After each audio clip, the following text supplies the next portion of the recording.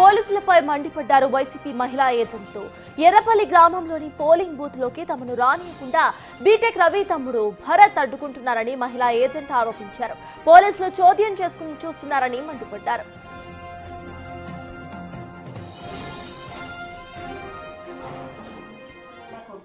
మమ్మల్ని లోపలికి కూడా అలౌ చేయలేదు. ఏమన్నా అంటే మహిళలు అనుకోకుండా అసభ్యకరంగా మాట్లాడుతున్నారు. బీటెక్ రవి తమ్ముడు భరత్ కుమార్ మమ్మల్ని కొడుతున్నారు. ఎట్లంటే అట్లా మహిళలను దూషిస్తున్నాడు సార్. ఆల్రెడీ సర్పంచ్ భార్య ఏజెంట్గా కూర్చున్నా కూడా ఆ అమ్మాయిని కూడా కొట్టారు. ఇంత దారుణానికి ఒడిపడుతున్నారు.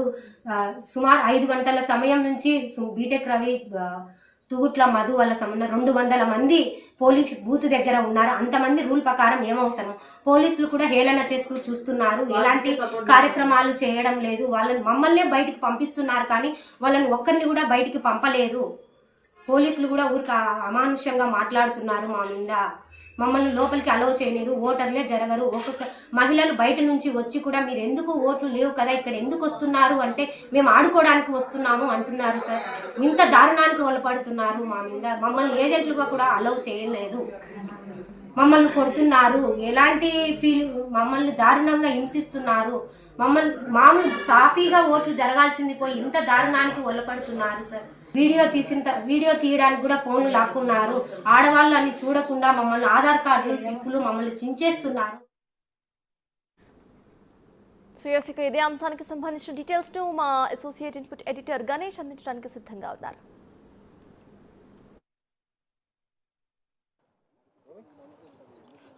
పులివెందుల్లో ఉన్న దాదాపు 15 బూతుల్లో కూడా మోట్నూతులపల్లి ఒక ఇంటీరియర్ ప్రాంతంగా మనం చెప్పొచ్చు. ఇందులో దాదాపు 667 ఓట్లు ఉన్నాయి. ఇందుకు సంబంధించిన మోట్నూతులపల్లిలో ఉన్న బూతులు మనం ఉండే సిచ్యువేషన్ ఒకసారి మనం చూస్తున్నాం. ఇంత మారుమూల ప్రాంతంలో కూడా మెటల్ డిటెక్టర్లు అంటే వచ్చిన వాళ్ళని క్షుణ్ణంగా పరిశీలించడంతో పాటు అంటే ఓటర్ కార్డుతో పాటు ఎన్నికల కమిషన్ ఏదైతే చెప్పిందో ఒక 20 అంశాలతో పాటు వాళ్ళ దగ్గర ఎటువంటి మెటల్ ఉండడానికి వీలు లేకుండా అంటే ఎటువంటి అసాంఘిక కార్యకలాపాలు కానీ లేకపోతే ఆ లాండ్ ఆర్డర్ సిచ్యువేషన్ బ్రేక్ చేసేలాగా ఉండకుండా ఉండేందుకు ఖచ్చితంగా ఇక్కడ మెటల్ డిటెక్టర్లు అన్ని ప్రాంతాల్లో 15 బూతుల్లో ఏ విధంగా ఏర్పాటు చేశారో ఈ ప్రాంతంలో కూడా ఇక్కడ ఏర్పాటు చేశారు. అంటే పూర్తిగా ఈ ప్రాంతాన్ని మనం చెప్పాలంటే సెల్ ఫోన్ సిగ్నల్స్ కూడా చాలా వరకు పనిచేయని ప్రాంతంగా అంటే అంత ఇంటీరియర్ ప్రాంతంగా మనం చూడాలి. దీంట్లో 667 ఓట్లు మాత్రం ఉన్నాయి. ఇక్కడ కూడా పోలీసులు పూర్తి స్థాయిలో బందోబస్తు ఏర్పాటు చేశారు. మనం చూడొచ్చు లోపల ఈ పోలింగ్ బూత్ లోపల ఉండే సిచ్యువేషన్ మనం చూడొచ్చు. మహిళలు మరోవైపు పురుషులు పెద్ద ఎత్తున క్యూ లైన్లో కనిపిస్తున్నారు. దాదాపుగా మనం జడ్పీ ఎన్నికల్లో ఈ స్థాయిలో ఉదయం నుంచి కూడా 7 గంటల నుంచి పోలింగ్ ప్రారంభమైతే ఈ విధంగా పోలింగ్ బూత్ల వద్ద మహిళలు కావచ్చు పురుషులు కావచ్చు గుమిగూడి ఓట్లు వేయడానికి ముందుకు వచ్చిన సిచ్యువేషన్ మనం చాలా అరుదుగా చూస్తుంటాం. కానీ మనకు వస్తున్న ఏదైతే మనకు పులివెందుల సిచ్యువేషన్ చూస్తుంటే పులివెందుల్లో 15 బూతుల్లో కూడా ఇదే పరిస్థితి కనిపిస్తుంది. మనం అంతకుముందు చూసిన దాదాపు నడింపల్లిలోన మిగతా చోట్ల ఘర్షణలు జరిగినా చాలా చోట్ల మాత్రం ప్రశాంతంగానే మనకి వాతావరణం కనిపిస్తుంది. మహిళలను పూర్తిగా చెక్ చేయడం కోసం మహిళా పోలీసులను ఏర్పాటు చేశారు. మెటల్ డిటెక్టర్లు ఏర్పాటు చేశారు. పోలీసు పూర్తి బందోబస్తు. ఒక్కసారి మనం ఇటువైపు ప్లాన్ చేస్తే పోలీసులు దాదాపుగా అన్ని చోట్ల కూడా మొబైల్ టీములు కనిపిస్తున్నాయి. మరోవైపు వస్తున్న వాళ్ళని క్షుణ్ణంగా చెక్ చేసి అంటే కేవలం ఈ బూత్ పరిసర ప్రాంతాలకు వస్తున్న వాళ్ళు కేవలం ఓటర్లు మాత్రమే అయి ఉండాలి. ఎందుకంటే ఓటర్లు వచ్చిన తర్వాత ఓటర్ల దగ్గర ఐడెంటిటీ కార్డు ఉండాలి.